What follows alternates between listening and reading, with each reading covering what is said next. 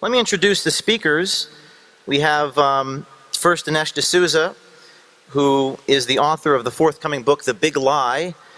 He has produced and starred in Hillary's America and Obama's America. He has a 35-year career as a writer, scholar, and public intellectual, a former policy analyst in the Reagan White House. We have Ralph Benko from the Alinsky Center. President of the Alinsky Center has been called by a Washington Post magazine columnist the second most conservative man in the world for his widely recognized advocacy of the gold standard. And then we have David Alinsky, the son of Saul Alinsky and the chairman of the Alinsky Center, famed architect of a new kind of political strategy. So we'll start with the resolution. Let me pull it up here. Resolved that Saul Alinsky, the famous community organizer, was a revolutionary neo-Marxist, and many of America's problems today can be traced to the destructive legacy of Saul Alinsky, mentor to Obama, Hillary, and the so-called thuggish wing of the Democratic Party. And we'll start with Dinesh D'Souza, 10 minutes for that resolution. Yes.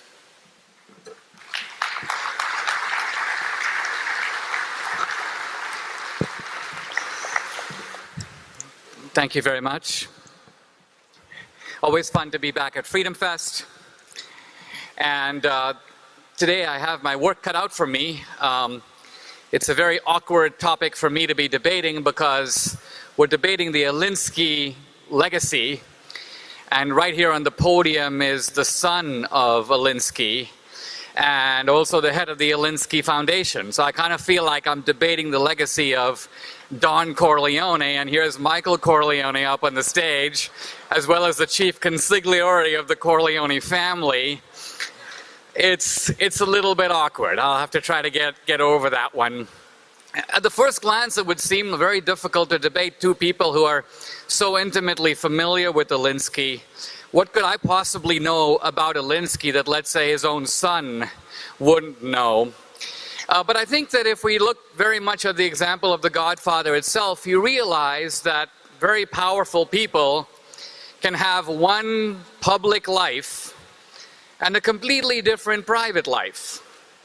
The Don, for example, was himself a family man, very devoted to his wife, very straight-laced in matters of sex, very devoted to his children. And so here my point is that being the son does give you a certain privileged position, but you're also not going to see the man as he relates to the world. You're going to see the man as he relates to you. And it's quite possible that Alinsky was a lovely family man, a devoted father, while at the same time in public life being kind of a gangster and a crook. Now, my case on Alinsky really relies on three links in a chain, and to defeat the case you have to break one or more of those links. The first link in the chain is simply to say that common experience tells us that the Democratic Party today is completely different from the Democratic Party of, say, 50 years ago. In other words, the Democratic Party today is not the party of, let's say, Harry Truman or John F. Kennedy or even Jimmy Carter. The Democratic Party today is the party of Obama and Hillary, to a lesser degree, the party of Bernie Sanders and Elizabeth Warren. It's a different kind of party, and something or someone made it that way. Now, that's the first link in the chain. The second link is simply to say, what are the distinguishing features of this new Democratic Party? The old Democratic Party seemed to be a patriotic party, generally committed to the same goals as most of us in this room, but the difference was over the means. What to do with American prosperity, for example, how to share it. Or, yes, America should be strong in the world, but is it better for America to be more or less interventionist? These were debates about means, but agreeing on the ends. The new Democratic Party, I would say, is characterized by three new features. First, a kind of rather systematic deployment of lawlessness in public policy. And so, for example, the immigration laws say one thing, but Obama does another thing. The Defense of Marriage Act says one thing, but he does another thing. Obama, in a sense, literally sees himself as above the law. The law is a tool. The second feature is a willingness to use the power of the state against your opponents. In other words, we live at a time where even the post office, the Bureau of Land Management, all these places have SWAT teams. And so for the first time, I think this new Democratic Party uses the power of the government, of the IRS, of the EPA, to not only enforce its will, but to bludgeon its opponents into submission. You get on the wrong side of these guys, they think nothing of sending the tax audit people after you. This is the new Democratic Party. And the third feature is enriching yourself by shaking down private corporations and the government. Obama and Hillary are both sort of global specialists at this. They figure out how to use leverage to public power to, in a sense, rent or sell public policy. And they also figure out how to enrich themselves enormously in the process. Obama was a community organizer, but you won't find him around any poor people these days. He's hobnobbing with the billionaire set. Bill and Hillary came to Washington, D.C., and despite having government jobs all their career, they have a net worth of $300 million. Even Saul Alinsky died, interestingly and tellingly enough, in Carmel by the sea. A community organizer who lives by the beach. And you may say dies to the sound of the waves. Now, this is the new Democratic Party. How to get that way? I think the simple answer is it got that way, not entirely, but largely, through the influence of one man, Saul Alinsky, and the influence he exercised independently over Obama and over Hillary. So another key link in my chain is that Hillary and Obama were both at a formative time of life shaped by Alinsky. Now, Obama never knew Alinsky, never met the man. Alinsky died in, I believe, 1972. But Obama kept going back to Chicago. Why? To study under the Alinskyites. He even became a kind of Alinskyite instructor. And so I'm suggesting that he learned his scamming techniques from the Alinsky way.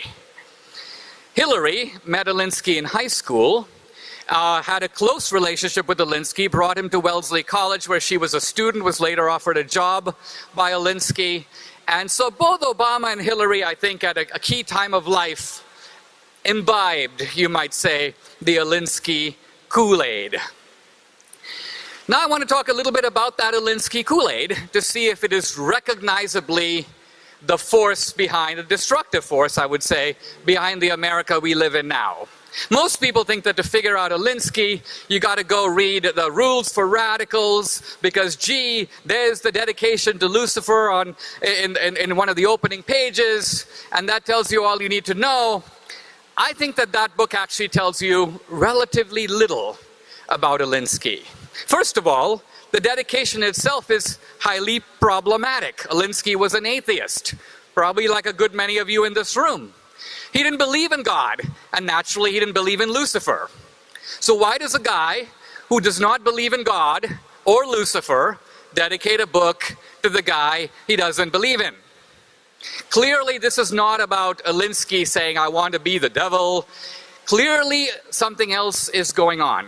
Remember, Alinsky himself embraces Machiavelli, and one of Machiavelli's key pieces of advice is not to play your full hand up front.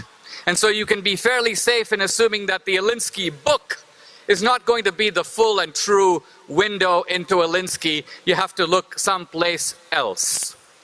Normally we would have no place to look, but happily, toward the very end of his life, Alinsky gave a series of interviews. This was in 1971, 1972, really concluding in the year he died. One was to Playboy magazine, a very detailed interview, and another one was to Harper's magazine, I believe. In any case, in these interviews, Alinsky basically said stuff that had never appeared in public or print before, and they give you a real window into Alinsky. The first thing he says is that from a very young age, I tried to figure out how I could get stuff for free. without having to work for it. And he describes with great relish a scam that he developed at the University of Chicago for eating in dining halls without paying. And not only, now a normal guy would be like, I pulled off the scam, I'm a very clever guy. Alinsky, and we see the Alinsky method kicking in right here, is he said, I began to hold seminars around the university to instruct other students in how they could eat without paying for it. In other words, I think this was the birth of community organizing in the United States. Alinsky then graduates from school, he goes on to college, he studies criminology. And very interestingly, he then gets in with a series of gangs. An Italian gang that he talks about, and then most significantly the Al Capone gang. And here Alinsky is very interesting because he talks about his interactions with the gang. At one point, for example, the Capone boys want to bring in an assassin from out of state to kill people, and Alinsky, far from objecting to the killing, objects to the high price of bringing in an out-of-state assassin. He tells the Capone guys, why don't we hire one of the local guys? They'll do it for less.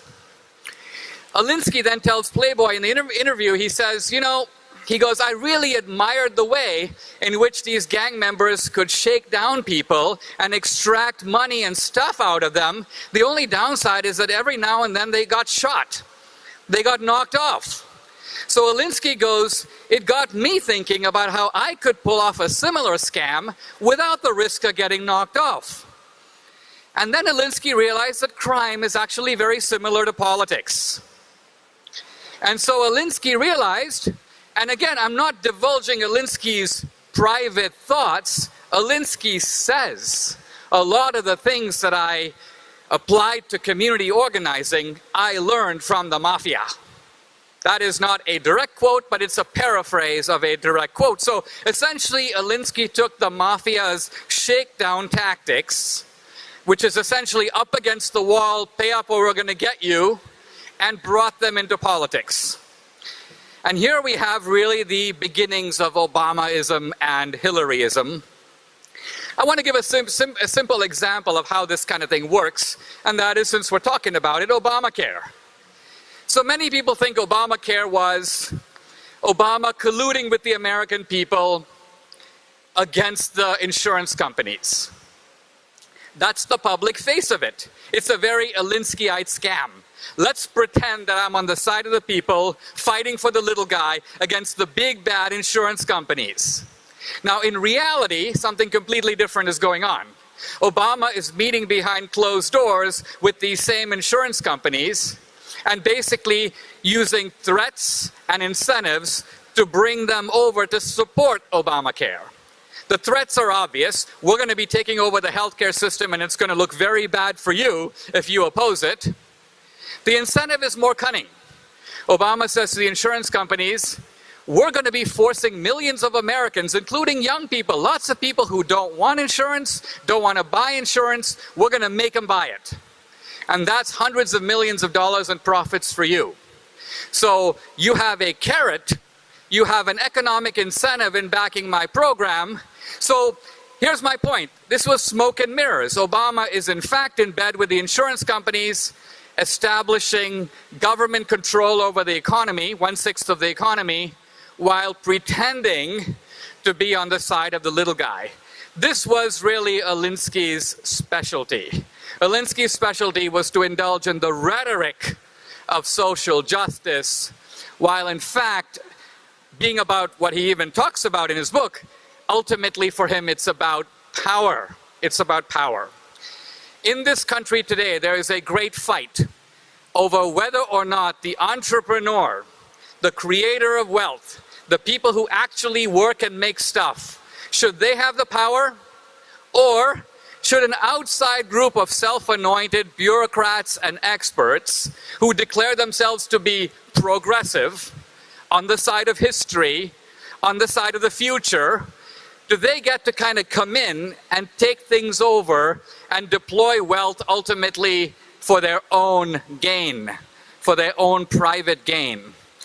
This is the Democratic Party that we have now. Frankly, if you don't like Trump, this is how we got Trump. The reason that we got Trump is the Democratic Party became a party of ruthless Alinskyites. The Republican Party is a party of bespectacled gentlemen.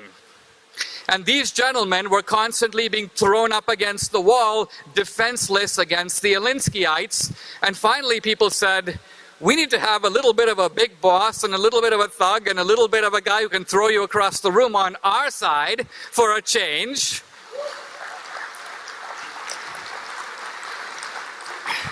Remember how defensive poor Mitt Romney was about his wealth.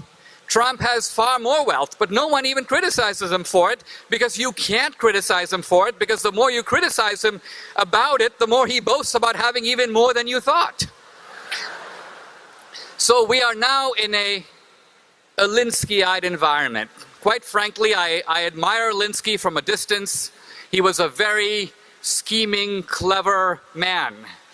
He was an interesting man. And I think perhaps it is the accident of history, because he had no way of knowing at the time that his two protégés, Barack Obama and Hillary Clinton, both of whom seemed to have virtually nothing going for them at the time, in fact, had nothing going for them at the time, would actually reach the summits of power. But they did. And that's what put the Alinskyite method into operation. And it's a big legacy, although, I'm sorry to say, a destructive legacy. Thank you very much.